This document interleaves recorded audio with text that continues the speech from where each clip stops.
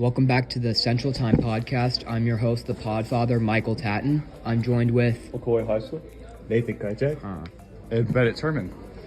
Today we are talking about the book, The Rhythm Boys. So, to start us off, we're going to talk about the key elements. For people, I'll start us off with Dwayne Dillard. He's 18 years old. He's a senior, 200 pounds, very tall. He's the center for the basketball team. He's an icon of the school. He kind of just runs it. He carried the Central team to the semifinal that year. So they did really well. And then Warren Marquis was his coach. He's 46 years old, biology teacher, varsity coach. He was like a father to Dillard and a lot of the basketball players, as they didn't have much money, and he offered them food and other things outside of the basketball team, and he helped lead them to their very successful season. Yeah, I thought it was interesting how Dillard kind of played the role of the typical jock in the book. So I really liked your analysis of him, McCoy. Thank you, Nathan. So I want to talk about the parents of the kids a little bit. They work really hard, and they work really hard labor jobs. They work in like meat packing facilities, just kind of the worst jobs you could think about to provide for their families. So they do a really good job. I think that was very good, Nathan. I'd like to talk about Willie Frazier and Vicky Dolis a little bit and their relationship. So Willie Frazier was another teammate of Dwayne's, and Vicky Dolis, had a little crush on him, but then Willie Frazier got another girl pregnant, so they had to break it off. And then, the pregnancy with Sue Glennon, the biracial couple, really put a lot of problems into her life, where she had to drop out of school and later move out of her own house. Yeah, pretty good analysis there. So George C. Wallace was, a governor who was visiting Omaha, and he was a pretty racist governor. So we don't like that. Another character is maybe not the most prominent character in the book, but his name is Bob Boozer, street named after in Omaha. Pretty much use it every day to get to school. He's a former NBA player, played for the Knicks, Lakers, and Bulls. Just a great NBA player. But now we're moving into important events and conflicts that happened in the book. Before we move on, just wanted to clarify that the most important event of the book was Bob Boozer being denied housing after he came back from the NBA. Just thought it was really interesting and almost like insane that they could deny such an influential man housing just based on his race. Yeah, that was a great addition. Move on to events now. So obviously the central event was kind of the basketball season. So really they had a tough start. They were starting 4 African-American players and 1 white player, because that's how the school was doing it. But Coach Marquis decided to change things up, and he started 5 black players, and that was the first team in Nebraska to ever do that. And they started winning a lot more games. And then they kept winning, and they got their nickname, the Rhythm Boys, and they stuck with that all the way to the state tournament. Unfortunately, it was a bit of a disappointing end when they lost in the championship game. Yeah, I think that was really good, Nathan. Another key conflict and issue in the book is all the segregation between the white and black communities within Omaha. When it came down to housing and even the different cafeterias within the school, many people said that it was a very separated town. The black and white people really didn't interact, and I think that was one of the main conflicts throughout the entire book. Yeah, pretty good analysis there. I think Going along with the segregation in the city that Bennett talked about, one of the really important events is the legal incident with the bomb that Dillis was involved in.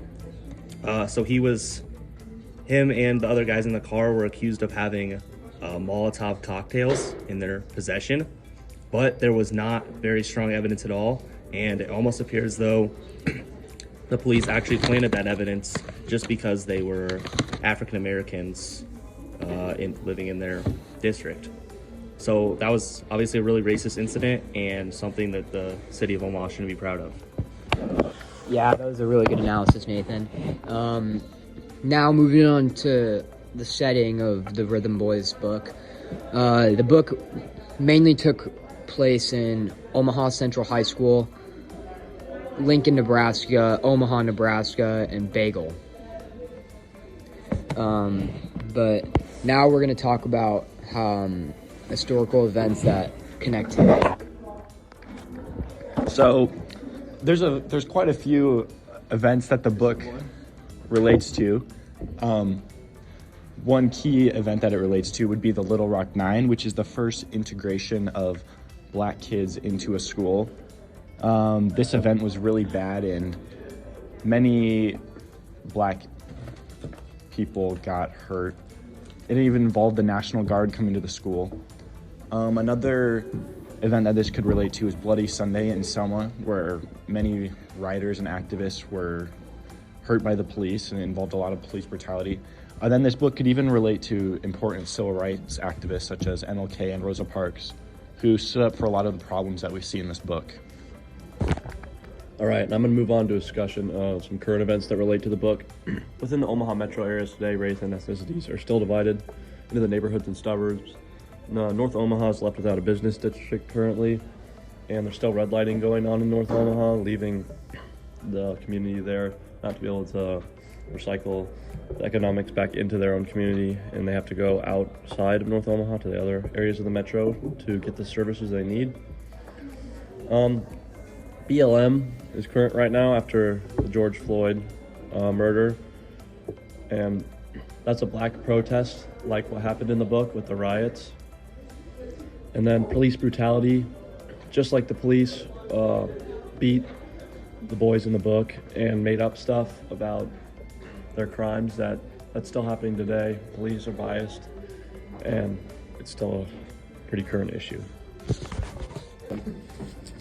We thought this book drew some pretty specific comparisons to our lives. We all live in Omaha. We play against Central High School in sports. It still exists, so we know all the locations. And honestly, we all live in West Omaha, so there's not a ton of African American people that live in our neighborhoods. And we all think that it's really a really difficult situation that we live in, because even when the African American people have to work extra hard to achieve wealth, and even when they can, move into a nicer place in West Omaha, they still aren't welcome in some of those communities. Great analysis there, Nathan. So we came up with our own rating system for the thing. It's called the Portnoy scale.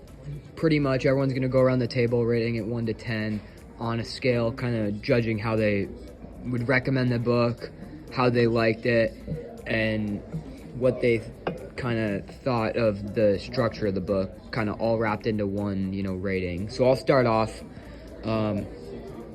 I'd say the book is an account of Omaha history, and it's really interesting to learn about. But if you're not familiar or from the Omaha area, it's probably not for you.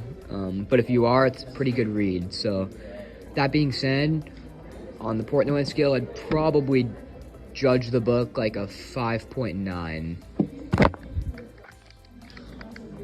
I'm going to be a little harsher here. I do live in Omaha, so it was nice that I could relate to the book, but the book really had no plot. And I just thought that it just wasn't a great story structure, so I'm going to rate it a 2.2.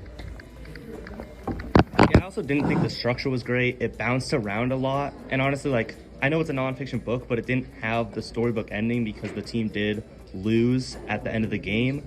So with all that at the end of the season, so with all that being said, I'm going to go with a 4.4. Yeah, I'm just going to agree with everybody here. I don't think the structure of the book was really written well, so I'd give it maybe a 3.1 at best. Combining all of this together, I would say we wouldn't recommend the book to many people, as it probably wouldn't relate to that many people outside the Omaha area. All right, that was a great episode of the Central Time podcast, hosted by the Podfather, Michael Tatton.